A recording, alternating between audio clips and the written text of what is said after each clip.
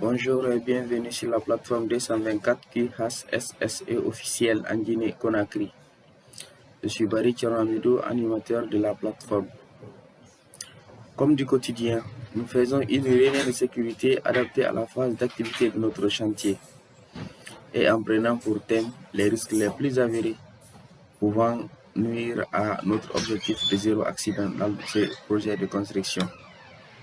Notre thème du jour, les situations inacceptables sur les chantiers de construction métallique. Vu que nous tendons vers la charpente métallique, il nous faut énumérer les gestes à adapter, les comportements à adapter, les formations à adapter pour nous permettre d'atteindre notre objectif qu'on s'est fixé depuis le début du projet que nous tenons jusqu'à présent. Il faut retenir que les accidents de travail sur les chantiers de construction métallique, que ce soit les bâtiments industriels, les hangars ou les surfaces commerciales, peuvent être graves et même mortels. Mais des solutions peuvent être anticipées dès la phase de conception de la structure pour protéger la santé physique et mentale des travailleurs. Les situations inacceptables sont les gestes et comportements pouvant exposer les travailleurs à des risques de chute de hauteur et chute d'objets pouvant enregistrer les dommages et nuire notre objectif de zéro accident dans ce projet de construction. Avant de penser à toute charpente métallique, il faut être sûr que la structure est bien fixée, stable et encastrée. Comme le cas présent de notre chantier, nous sommes conscients que c'est bien fixé, c'est bien stable, donc nous pouvons procéder à la charpente métallique. Il faut se rassurer que la zone de manœuvre n'est pas encombrée, vu que nous avons les grues, nous avons les chariots, mais aussi nous avons les différents ouvriers, les chaudronniers, nous avons les soudeurs, nous avons les manœuvres.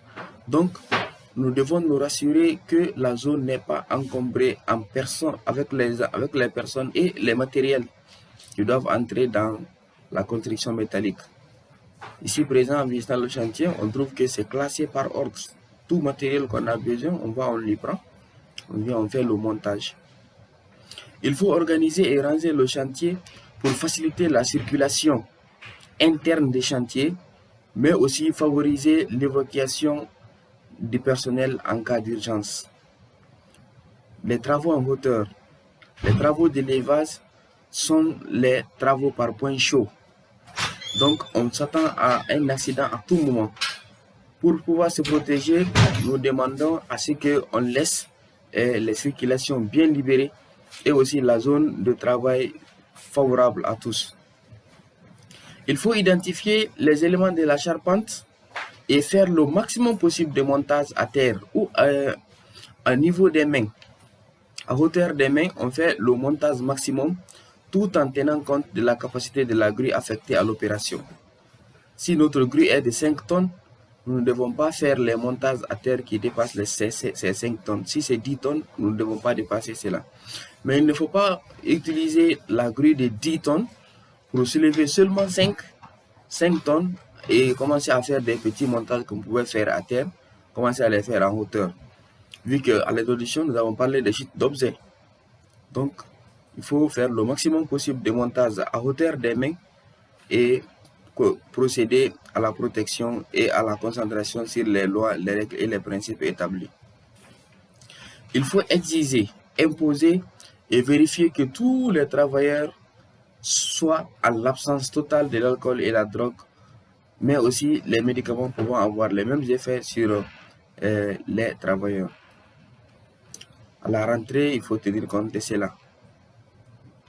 Au niveau de la réunion de sécurité, tous ceux qui ne répondent pas à ces normes, vu que nous avons un ensemble de travaux par point chaud, il ne faut pas accepter de prendre les risques, quelle que soit l'urgence de l'opération. Il faut attendre les personnes qualifiées et qui sont accessibles au chantier ce jour. Il faut tenir compte des permis d'élevage et des autorisations de travail affectées et données, c'est-à-dire qu'au chef de chantier ou au conducteur des travaux. Donc, il faut obtenir un permis d'élevage attaché à une autorisation de travail sans lesquelles aucune tâche ne débutera, quelle que soit l'urgence des opérations. Ce sont des documents de guide. Donc, qui peuvent nous dire dans cette zone, voilà les installations que nous avons, voici les comportements que vous devez adapter et voilà les travaux en coactivité que vous avez. Donc, il va vous guider afin de connaître quelles sont les lignes qu'il faut suivre pour nous aider à atteindre notre objectif.